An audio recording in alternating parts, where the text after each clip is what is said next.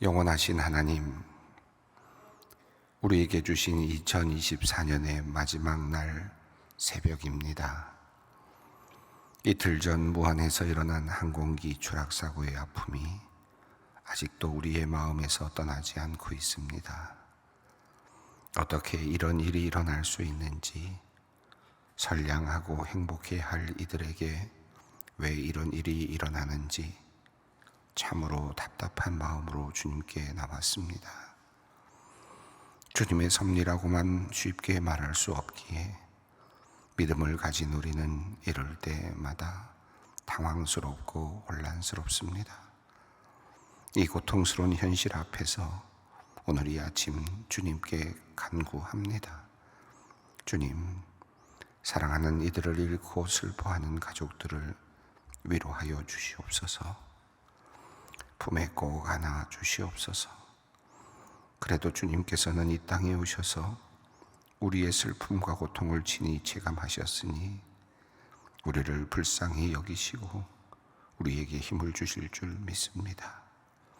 슬퍼하는 이들과 함께 하시고 울고 있는 이들의 눈물을 닦아 주시옵소서. 선량한 179명의 생명을 잃고 슬퍼하던 중에 올 한 해 동안 세계 곳곳의 전쟁터에서 죽어간 젊은이들을 또한 생각합니다. 죽음의 공포 속에서 왜 싸워야 하는지도 알지 못한 채로 사지에 내몰려진 청년들, 수없이 죽어나간 젊은이들을 기억합니다. 하나님, 그들 중에는 주님의 이름을 부르며 간절히 기도했을 주님의 아들, 딸들도 있었을 것입니다. 주님, 그들의 영혼을 주님께서 받아주신 줄 믿습니다. 주님께 구합니다. 자비하신 하나님, 올 한 해 동안 사랑하는 가족을 전쟁터에서 잃고 눈물을 흘리는 수많은 사람들을 위로하여 주시옵소서. 정의롭지 못한 세상 속에서, 부조리한 세상 속에서 살아가는 우리들, 온전하지 못하고 완전할 수 없는 세상 속에서 살아가는 우리들이 이 땅에서 겪고 있는 고통과 슬픔, 아픔을 주님께서 어루만져 주시옵소서. 하나님, 이럴 때일수록 우리가 서로 연대하게 하여 주시옵소서. 홀로 있지 않게 하여 주시옵소서. 서로 손을 잡아 함께 일어서게 하여 주시옵소서. 함께 할 때 우리는 위로를 받고 함께 할 때 우리는 힘을 얻습니다. 무엇보다 주님께서 함께 하심을 믿을 때 우리는 강해집니다. 그러하오니 주님, 우리에게 또한 믿음을 굳게 하여 주시옵소서.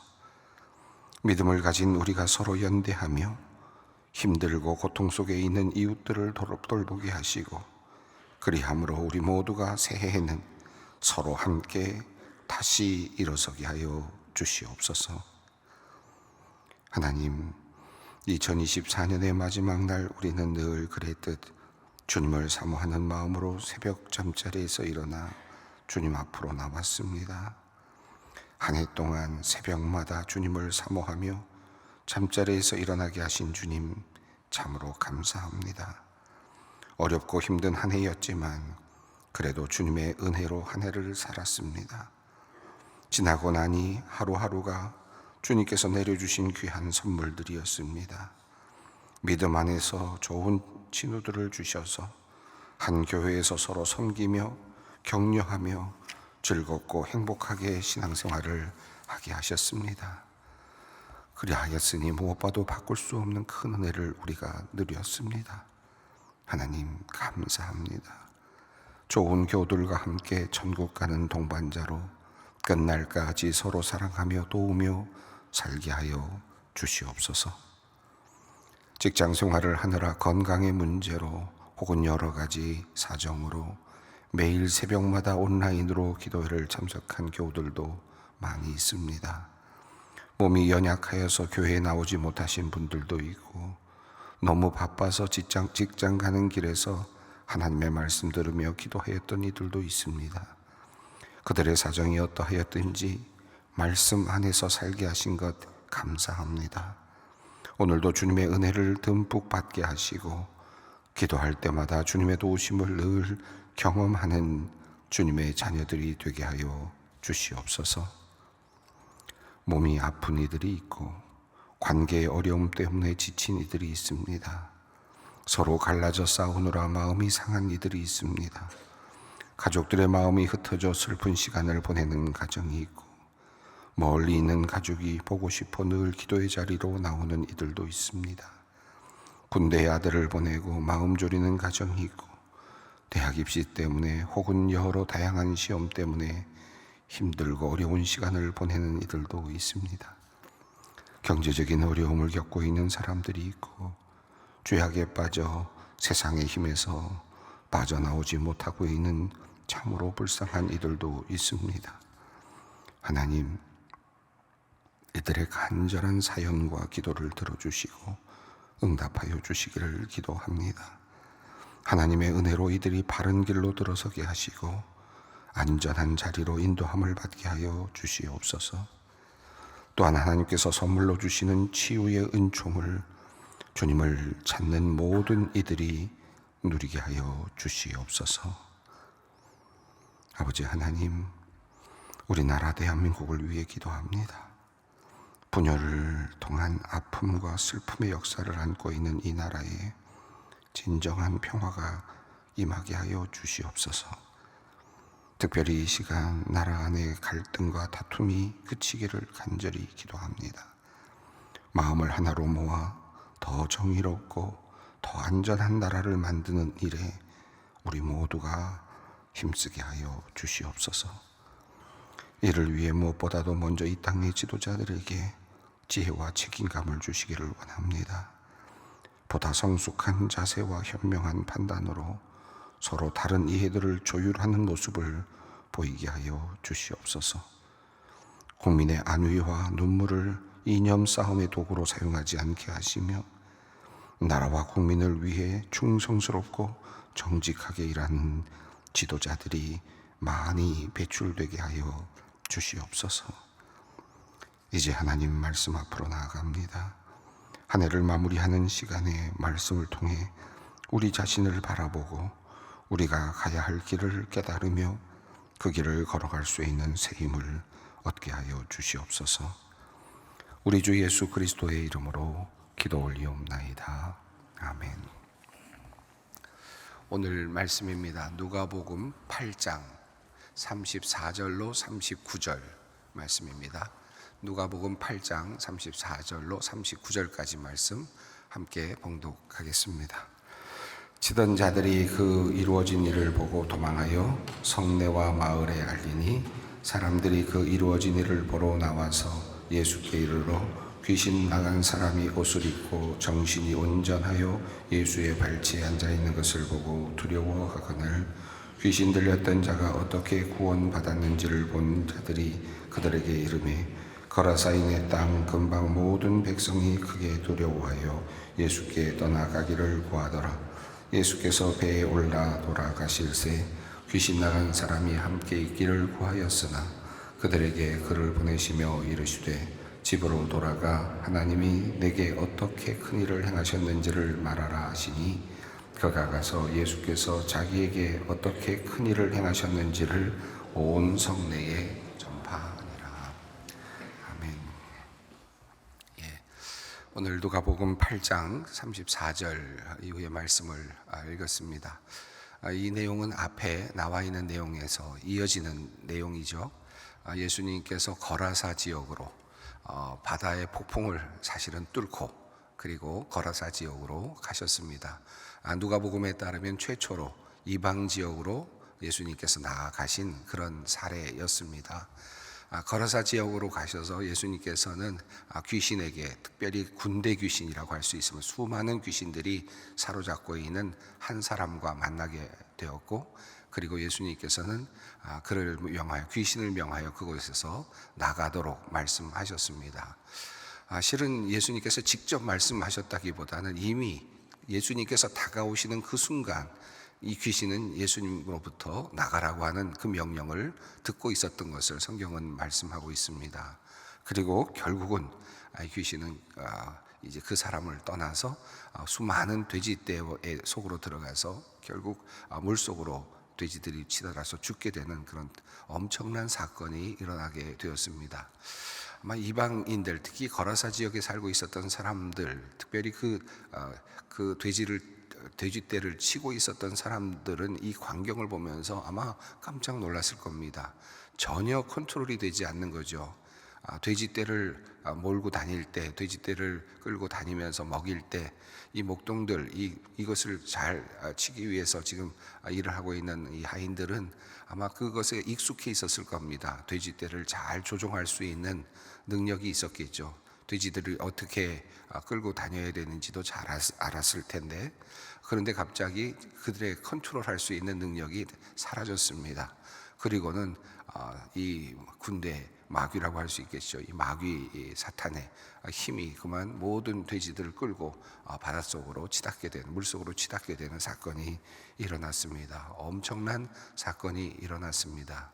두 가지 사건이 일어났습니다. 사실은 한 가지 사건은 돼지떼들이 물속으로 치달아서 죽는 사건이 하나 일어났고, 그리고 그 엄청난 사건 뒤에 옆에 사실 한 사람이 다시 생명을 얻게 되는, 귀신에 사로잡혀 있었던 한 영혼이 이제 새 생명을 얻게 되는 사건이 일어났습니다. 이 돼지떼를 치던 사람들은 그 사람이 나은 것이 보이기보다는 아마 돼지떼가 치달아서 물속으로 빠지는 장면만 보였을 겁니다. 어마어마한 사건만 보였을 텐데, 그런데 그 사건 옆에 지금 한 사람이 구원을 받고 있는 사건이 일어나고 있습니다. 자, 오늘 본문은 바로 그런 사건이 일어난 다음에 어떤 일이 일어났는지를 우리에게 알려주고 있습니다. 34절 말씀 읽습니다. 치던 자들이 그 이루어진 일을 보고 도망하여 성내와 마을에 알리니. 자, 돼지떼들이 물속으로 치달아 죽었다, 그만 다 물에 매장됐다라고 하는 소식을 너무나도 놀란 이 돼지떼를 치던 이 목자들이 이제 달려가서 도망하여서 동네 사람들에게 그 사실을 알립니다. 자, 그러자 그 이야기를 듣고 이것이 사실인지 아닌지를 확인하기 위해서 사람들이 몰려왔습니다. 35절이 그 내용을 말합니다. 함께 읽습니다.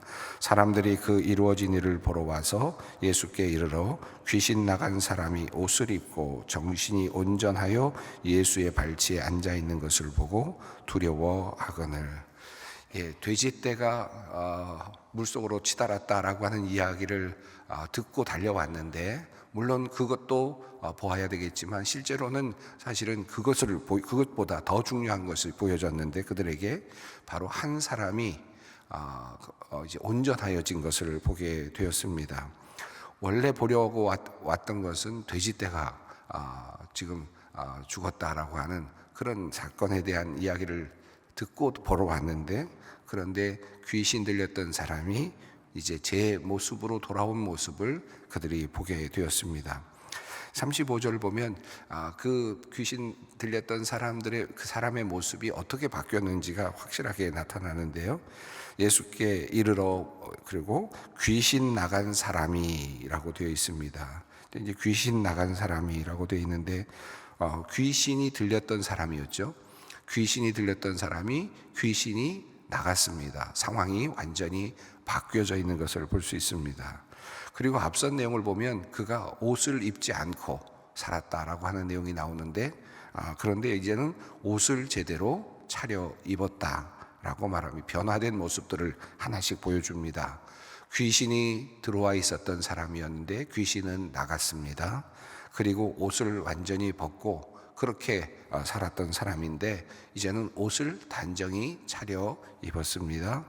그리고 또 정신도 온전하여졌습니다. 정신이 나갔던 사람이었는데 이제 그는 정신도 온전하여졌습니다. 그리고 또 예수님의 발치에 앉아 있습니다. 이 예수님을 향해서 도리어 내가 당신과 무슨 상관입니까? 라고 그렇게 귀신의 목소리를 내었던 바로 그 사람이 이제는 예수님의 발치에 앉아 있습니다. 완전히 다른 모습이 지금 표현이 되고 있습니다. 여기서 예수님의 발 아래 앉아 있다라는 표현은 앞서 한 번 더 나왔었죠. 7장 38절에서 이 시몬의 집에 예수님께서 들어가셨을 때 한 여인이 예수님의 발치에 앉아서 예수님께 향유를 드리고 눈물을 흘리면서 예수님의 발을 닦았다라고 하는 내용이 나옵니다. 이제 이번에 또다시 예수님의 발치에 앉아 있다라는 표현이 나오고요. 또 누가복음 뒤에 조금 더 나가다 보면 또 예수님의 발치에 앉아 있는 사람들의 얘기가 계속 한 번씩 또 나오게 됩니다. 한두 번 나오게 됩니다. 자, 이 발치에 앉아 있다라고 하는 말은 예수님의 밑에 있다라는 의미도 있겠지만 그보다 더 중요한 의미는 예수님의 제자도입니다. 다시 말하면 예수님의 제자가 되었다라고 하는 그런 의미입니다. 예수님의 발치에 앉아서 이제 예수님의 말씀을 듣는 그런 의미고 예수님을 섬기는 자리에 가 있다라는 것입니다. 그러니까 예수님의 제자가 되었다, 예수님의 종이 되었다라고 하는 그런 의미입니다. 제일 중요한, 어쩌면 35절에서 그가 정신이 나갔던 것이 돌아오고 귀신이 나가고 그리고 옷을 제대로 입었고 하는 이게 모든 것들이 정상으로 돌아오는 그런 모습이지만 그보다 더 중요한 표현은 그가 예수님의 발치에 앉아 있었다라는 표현이겠습니다. 이제 그는 예수님의 제자가 되는 겁니다. 이 누가복음에 따르면 우리가 쭉 읽어왔습니다만은 예수님께서 제자들을 선택하신 장면들이 지금 크게 두 그룹으로 나눠져서 표현이 되어 있었죠. 제가 그 말씀을 종종 드렸는데 12제자를 선택하셨다라는 말씀을 하신 다음에 12제자를 선택하신 다음에 예수님께서 이제 그 평지에서 가난한 사람은 복이 있다라는 말씀을 하시면서 예수님께서 제자들에게 특별한 말씀을 강론을 해주신 다음에 그 다음에 예수님께서 어떤 능력을 갖고 계시는지를 또 직접 보여주셨습니다. 하나의 큰 그룹이었죠. 그리고 나서 그 다음 그룹은 또 어떻게 됐습니까? 예수님께서 이제 모든 하늘나라의 복음을 전파하실 때 12제자가 함께 있었다라고 말하면서 또 예수님의 제자들을 거명했는데 그때는 이 막달라 마리아, 수산나, 요한나라든지 이런 이름들이 나오면서 여제자들까지 포함이 된 모습으로 나오면서 또 예수님께서는 또 비유의 말씀을 하시고 그리고 이제 또 사건을 일으키는 장면이 나왔죠. 자, 이렇게 큰 그룹의 두 그룹 속에서 이제 예수님께서는 제자를 선택하시고 제자들과 함께 하시면서 제자들에게 말씀해 주시고 가르치시고 사건을 일으키시는 그런 장면입니다. 그러니까 제자를 지금 만들어 가시는 장면인데 그 장면 속에서 크게 예수님의 제자가 되어가는 또 다른 그룹의 사람들이 이렇게 하나씩 등장을 했습니다. 어떤 사람입니까? 예수님의 발치에 앉았던 사람들. 다시 말하면 새로운 예수님의 제자의 그룹에 들어가는 또 다른 제자의 유형들이 나타나는데 그것이 첫 번째로 예수님의 발치에 앉아서 예수님의 발을 닦았던 죄 많은 여인입니다.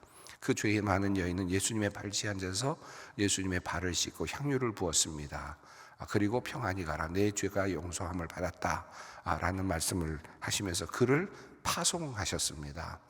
그래서 이 여인은 어디로 갔는지 모르지만 그러나 어쨌든 새로운 파송받은 사람으로서 이제 또 다른 제자의 모습을 보여줍니다. 예수를 따라다니는 제자가 있고 남자 그룹의 제자가 있고 그리고 예수를 따라다니는 여자 그룹의 또 제자들이 있고 그리고 항상 동행하는, 그러나 이제 예수님의 발치에 앉아서 듣고 그리고 평안히 가라는 말씀을 듣고 자신의 집으로 돌아간, 자신이 있던 곳으로 돌아간 또 다른 전도자, 또 다른 선교사가 있었다는 거죠. 그래서 또 다른 이제 예수님의 발치에 앉아 있는 또 다른 제자들의 그룹이 나타나는데 첫 번째가 바로 예수님의 발치에 앉아 있었던 죄 많은 여인이었다면 이제 두 번째는 예수님의 제자로서 또 다른 한 모습이 나타나는데 거라사에 살고 있었던 수많은 귀신에 사로잡혀서 정말 갇혀 있기도 하고 때로는 묶여 있기도 했던, 어떻게 제어할 수가 없었던, 귀신 때문에 그 사람을 제어할 수 없었던 그 사람이 온전하여져서 이제는 예수님의 발치 아래에 앉아 있습니다. 예수님의 제자가 된 겁니다. 그리고 이제 예수님의 말씀을 듣고 있는 겁니다. 자, 이 모습을 보면서 마을 사람들이, 이방 사람들이, 예수님을 알지 못하는 사람들이 있죠. 예수님에 대한 소문은 들었을지 모르죠. 그러나 예수님이 누구인지 정확히 알지 못했던 사람들이 이 모습을 보고 두려워하였습니다. 어떻게 이런 일이 일어날 수 있는가? 자기 자신들은 절대로 이 사람을 컨트롤할 수가 없었죠. 이 사람을 어떻게 할 수가 없어서 결국은 묶어두기까지 되어 있지만 때로는 그것을 벗어버리고는 또 나와서 난동을 부리고 했을 겁니다. 도저히 컨트롤할 수 없었던 이 사람을 완전히 온전하게 만들어 놓은 예수님을 보면서 그들은 두려움을 갖습니다. 자, 그 다음에 어떤 일이 일어납니까? 36절입니다. 귀신 들렸던 자가 어떻게 구원받았는지를 본 자들이 그들에게 이르매. 여기서 36절에서 흥미로운 단어가 표현되는데 구원받았다, 나았다라는 표현을 하지 않고 구원받았다라고 그렇게 표현을 합니다. 누가가 우리에게 전하고 있는 이 일의 의미이겠습니다. 단순하게 그가 건강해졌다, 귀신이 나갔다, 또는 정신이 온전히 돌아왔다라고 하는 그런 의미로 이 사건을 보지 않고 이것이 예수 그리스도를 통한 구원의 역사였다, 구원의 행위였다라고 보는 겁니다. 자, 구원받았다라고 이렇게 보는 겁니다. 자, 구원받았는지를 그가 보았습니다. 온전하여졌을 뿐만 아니라 그는 이제 예수님의 발치에 앉아서 예수님의 제자가 되었습니다. 그는 구원을 받았습니다. 자, 37절 있습니다. 거라사인의 땅 근방 모든 백성이 크게 두려워하여 예수께 떠나가기를 구하더라. 예수께서 배에 올라 돌아가실세.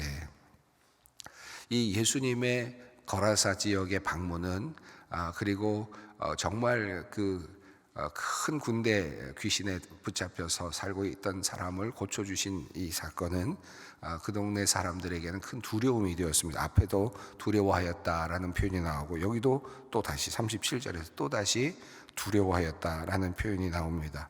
예, 두려울 수 있죠. 이런 일이 없어야 되는 일인데 일어날 수 없는 일이 일어났으니까 두려울 수밖에 없습니다. 그런데 도리어 예수님을 밀어냅니다. 악령보다도 더 큰 능력을 가진 힘을 가진 분이 지금 나타났는데 그런데 그들은 그 일에 대하여 기뻐하지 않았습니다. 왜 그랬을까를 생각해 봅니다. 왜 그랬을까? 왜 거라사에 살고 있었던 사람들은 악령까지도 내어 쫓으시는 능력이 있는 예수님을 보았는데 그리고 귀신이 들려서 난동을 부리던 사람이 온전하여진 것까지도 보았는데 왜 예수님을 기뻐하지 않았을까? 그리고 왜 예수님을 밀어냈을까? 왜 그랬을까요? 이런 예수님이라면 예수님 모셔드리고 뭔가 예수님을 통해서 뭔가 배우기도 하고 또 예수님을 통해서 그 능력을 또 다시 경험하기도 하기를 원했을 것도 같은데 그렇게 하지 않았다는 겁니다. 왜 그랬을까요? 물론 여러 이유가 있겠지만 저는 이 말씀을 묵상하면서 이런 생각이 들었습니다. 자신들이 가지고 있는 어떤 하나의 큰 틀, 살아가는 방식이 있었겠죠. 나름대로 삶은 이렇게 사는 것이다. 이렇게 일어나서 아침에 일어나고 또 밤에 잠잘 때는 이렇게 잠을 자고 또 살아가면서 우리는 이렇게 살아가고 돼지떼를 치고 돼지떼를 통해서 또 그것을 팔아서 잘 길러서 또 음식으로도 먹기도 하고 팔기도 하고 살아가는 이 모든 과정들이 아마 자기 나름대로의 틀이 있었을 겁니다. 자, 그런데 예수님께서 거라사에 오셔서 굉장한 충격을 준 거죠. 삶의 모든 것들이 완전히 어그러지는, 완전히 흔드는, 삶의 모든 것들을 흔들어 버리는 그와 같은 일을 하십니다. 자, 그것이 받아들여지기가 어려웠던 것 같습니다. 이 삶의 모든 것들을 뒤흔들어 버리는 이 충격을 그들이 감내하기가 어려웠던 것 같아요.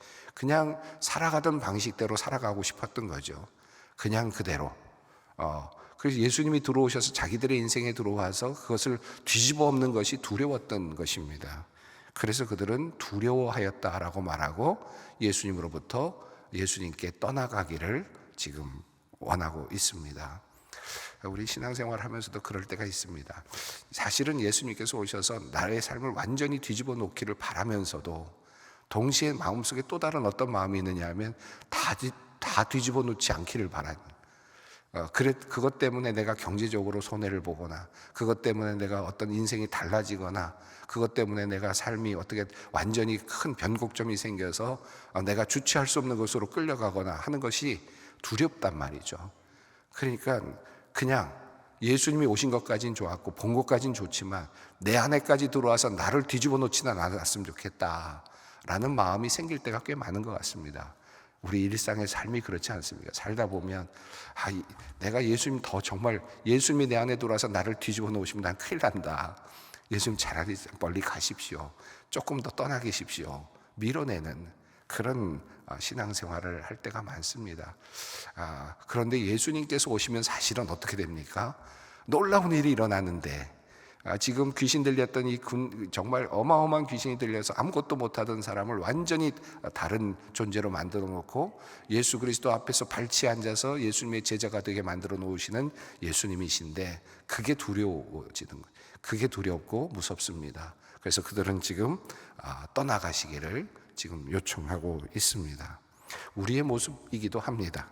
자, 38절 39절은 그 이후의 상황을 말씀하는데요, 한번 같이 읽겠습니다. 귀신 나간 사람이 함께 있기를 구하였으나 예수께서 그를 보내시며 이르시되 집으로 돌아가 하나님이 내게 어떻게 큰 일을 행하셨는지를 말하라 하시니 그가 가서 예수께서 자기에게 어떻게 큰 일을 행하셨는지를 온 성내에 전파하니라.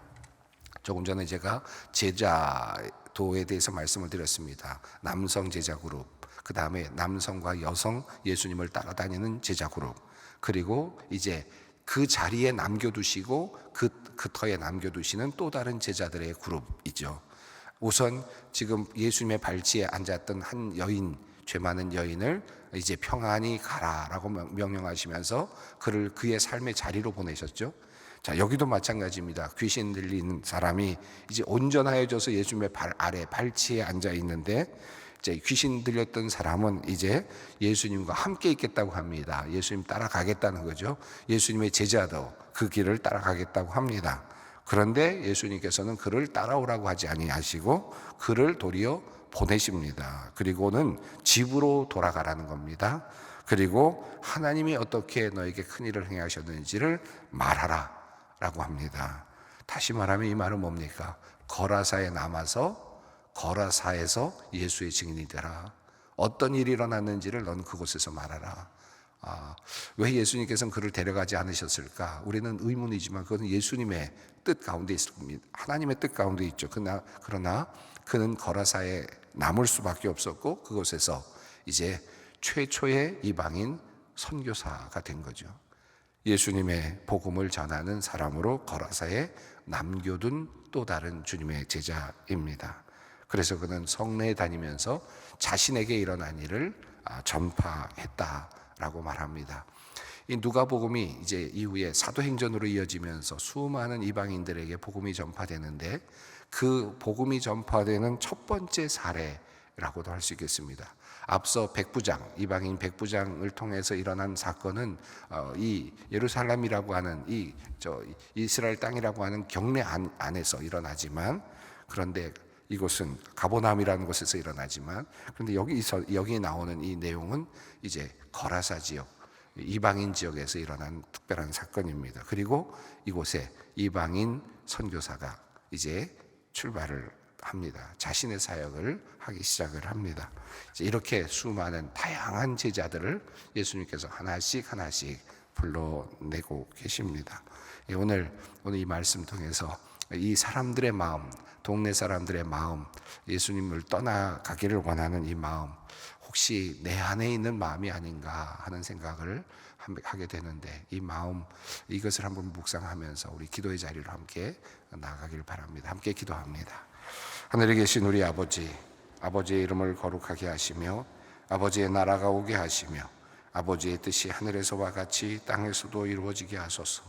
오늘 우리에게 일용할 양식을 주시고 우리가 우리에게 잘못한 사람을 용서하여 준 것 같이 우리 죄를 용서하여 주시고 우리를 시험에 빠지지 않게 하시고 악에서 구하소서. 나라와 권능과 영광이 영원히 아버지의 것입니다. 아멘.